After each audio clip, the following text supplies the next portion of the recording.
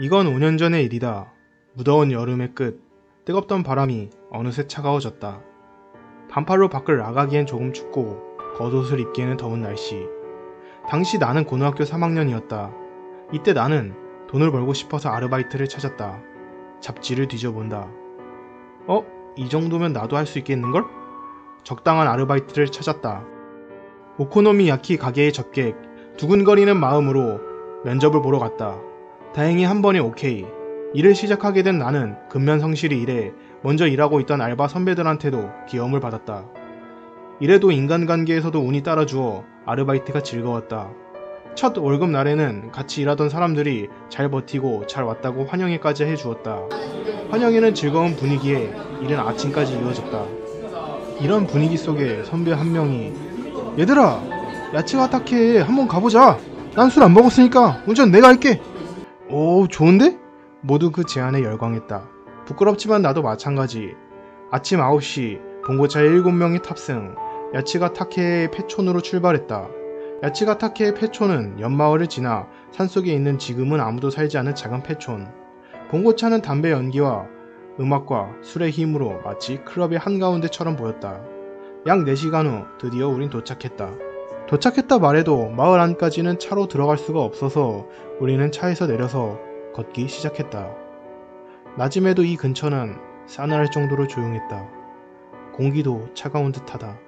술이 깨버린 탓인가, 이 이상한 분위기 탓인가, 모두 말이 줄고 있다. 그래도 기껏 왔으니 한 번은 들어가 보자! 라고 여기까지 운전한 선배가 손전등을 들고 맨 앞을 걷기 시작했다. 그 선배를 따라가는 우리들. 하지만 사실 모두 속으로 무서운지 손을 잡고 가거나 앞사람의 옷깃을 잡고 가는 사람도 있었다. 나는 솔직히 무서웠다. 그래서 속으로는 벌벌 떨면서 따라가면서 이런 한심한 모습은 보일 수 없다는 생각에 무서움을 숨기려고 뻣뻣하게 걸은 것 같다.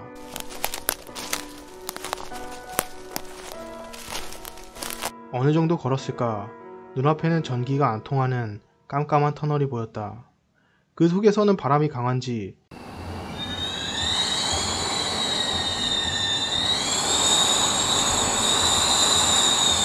마치 비명소리 같은 바람소리가 들려오고 있었다. 벌벌 떨면서 터널로 발을 딛는다.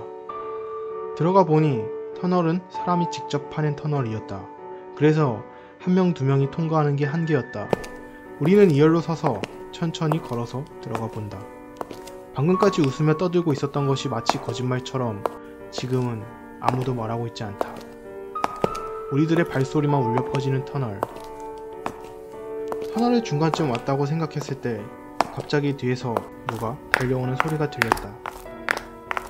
우리들은 손전등으로 우리가 들어온 쪽을 비추었다. 그런데 거기에는 사람이라고 할 수 없는 이상한 걸음걸이에 무언가가 우리를 쫓아오고 있었다. 우리는 소리를 지르면서 전력으로 터널의 출구까지 달렸다. 하지만 뒤에서 달려오는 무언가와의 거리는 그대로였다. 일부러 저 무언가가 거리를 좁히지 않는 듯한 느낌. 허겁지겁 우리는 출구로 나아가니 눈부신 햇살이 우리를 반겨준다. 다행히도 뒤를 보니 뒤에서는 더 이상 누구도 따라오지 않았다. 앞을 보니 짐승이 다닐만한 길이 한 곳 있었다. 바로 되돌아가기에는 너무 무서웠던 우리들은 이 길을 터벅터벅 걸어가 보았다. 이 길을 따라 걷다 보니 폐촌이 나왔다. 마을의 입구에는 누가 쓴 것인지 하얀 간판에 빨간 펜으로 마을의 이름이 쓰여져 있었다. 우리는 여기에 온 것을 후회하면서 울면서 손을 잡고 마을 쪽으로 가보았다.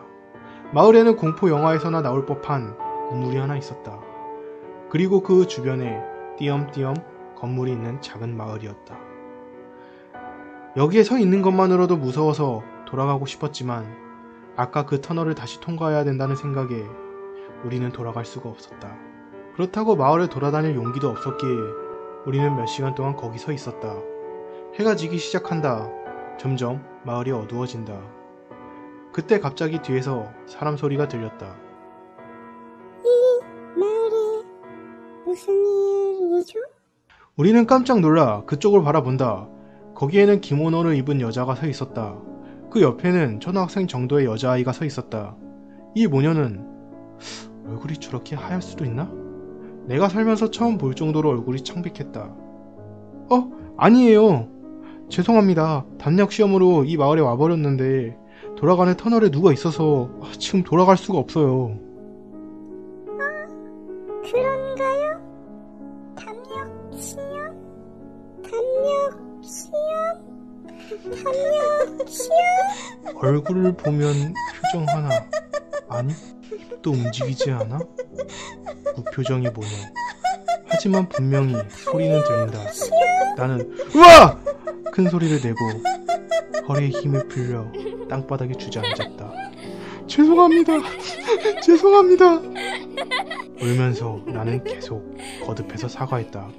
다른 사람들은 굳어버려서 가만히 서 있는 사람, 그냥 울고 있는 사람, 마을 쪽으로 뒷걸음질하는 사람. 우리 전원이 패닉에 빠져버렸다. 하지만 그때 터널에서 소리가 들렸다. 어이! 빨리 이쪽으로 와라! 목소리가 들린 것보다 머리에 직접 울리는 느낌. 우리는 그 목소리에 이끌려 터널 쪽으로 미친 듯 뛰어갔다.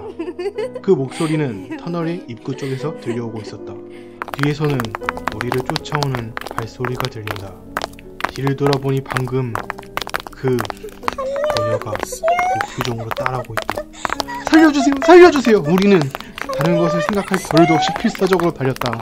가까스로 터널을 통과하니 거기에는 한 명의 주지 스님이 있었다. 너희들 뭐하고 있었던 거야? 들어갔던 사람 전부 여기에 있어? 뒤를 돌아보니 그 모녀는 없었다. 죄송합니다. 전부 있습니다.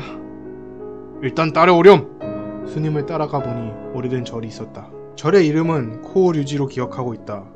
우리는 본당으로 불려져 정자를 하게 되었다.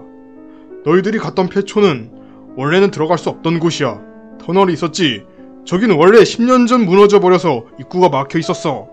그런데 왠지 이상한 느낌이 나서 가보니 터널이 개통되어 있네? 누군가 이끌려간 건가 하니까 너희들이었어. 그대로 내가 안 갔으면 너희들은 죽었을지도 몰라. 라고 말씀하시며 우리를 혼내셨다.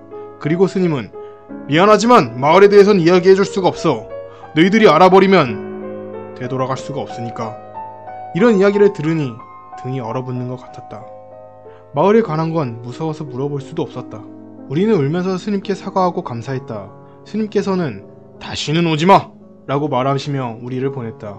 그리고 우리는 각자 집으로 돌아갔다. 집으로 돌아가니 하룻밤 동안 연락하지 않아 화난 부모님이 있었다. 부모님께 혼난 나는 일어난 일을 전부 이야기했다. 하지만 부모님께 납득할 수 없는 말을 들었다.